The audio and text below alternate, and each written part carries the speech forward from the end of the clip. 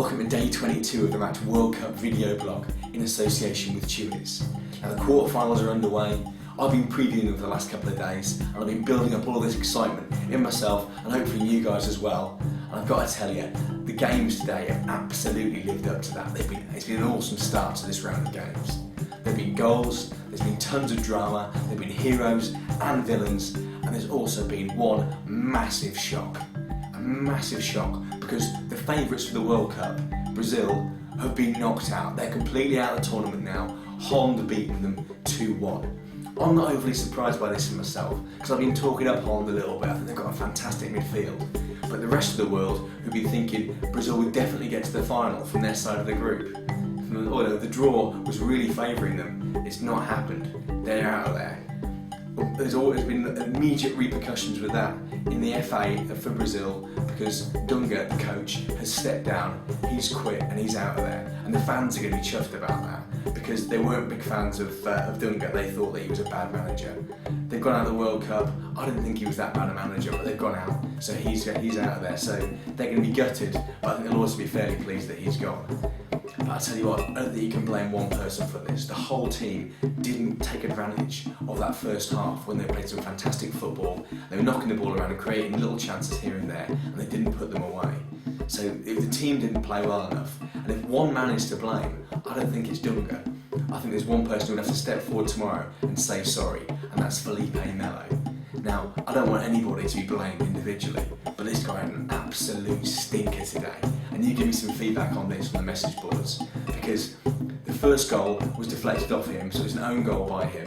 The second goal that Holland scored, it was Wesley Sneijder scored a header, and who was marking him or wasn't marking him? It was Felipe Melo, so he should have been defending better then. And at the end of the game, after doing all of this bad stuff, this is the third thing of the day.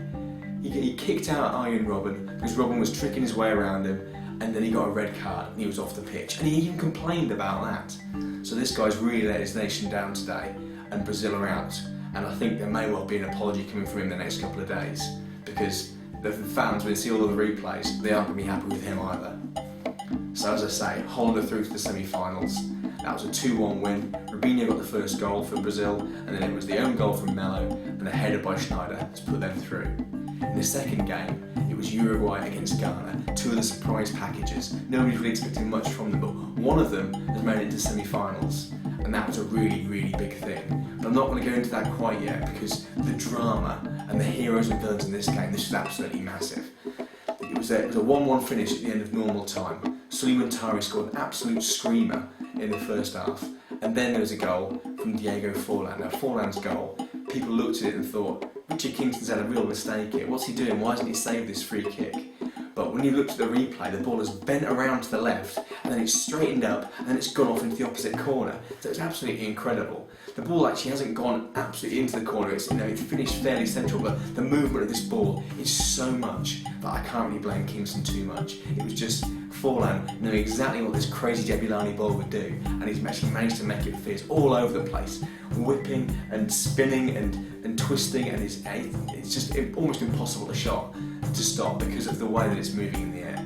So that was the end of 90 minutes, and then it got to the end of extra time, nobody had managed to score, and then right in the dying minutes of extra time, there's a moment where there's a shot put on goal, and Luis Suarez, the Uruguay striker, puts his hand up and he stops it on the line. And he, exactly right, because he's cheating, he's been sent off the pitch. He's gutted, but he's off the pitch. And there's one kick now, what is that, a penalty for Asamoah Gyan, who's been fantastic in this tournament from the penalty spot especially, to put this away, and that'll put Ghana to semi-finals. And what does he do? He blazes it over the bar, hits it so hard, and it tips the top of the bar, and it springs over. And because of that, they've had to go to a penalty shootout. He was absolutely gutted about that. But fair play to him, he was gutsy. He stepped up and he took the first penalty for Ghana.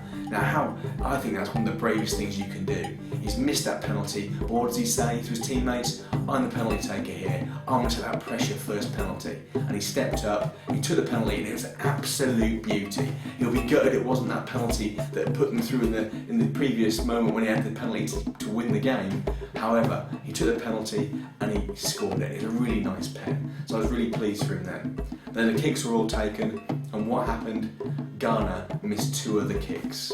So that means that Uruguay, because they were pocketing them away, scoring those kicks, they had one which one player had blasted it over the bar, but apart from that, it was a 4-3 win, I'm afraid, to Uruguay, meaning that Asamoah Gyan again was gutted at the end of the game because he felt so guilty about it. So that's Uruguay and that's Holland through the semi-finals, and tomorrow we'll find out which two teams are going to join them. Okay, the other news today, the big news attached to the World Cup, even though England are out, it's still World Cup news, is that Fabio Capello is going to be keeping his job as England manager. The FA have confirmed they want him to be our manager to take us into the European Championship qualifying. Now, do you think this right? Do you think he deserves to keep his job after the mistakes of the World Cup and us not playing well enough? I was really annoyed at the end of the World Cup because he said sorry. He had said a small sorry when he spoke to the press and he spoke to me at the end, but he didn't really clear up what it was that he was going to do differently and why it was we could do better in the Europeans. And we want to do better. England's a great team with great players, so I was a little bit annoyed about that. But I still agree that Fabio Capello is the best manager out there. I think he's probably the best manager in the world for things that he's achieved. I just hope that he's learned big lessons about managing the England team, which means we can then go on and win the European Championships. But that remains to be seen. That's another story for another day. For the time being, that's the end of a Match World Cup video blog in association with Chewits, for now. But I'll be back tomorrow with all the news and the feedback from the games that are taking place in the second round of semi-finals. And fingers crossed they're as good as the games today, because they were absolutely sensational. See you tomorrow.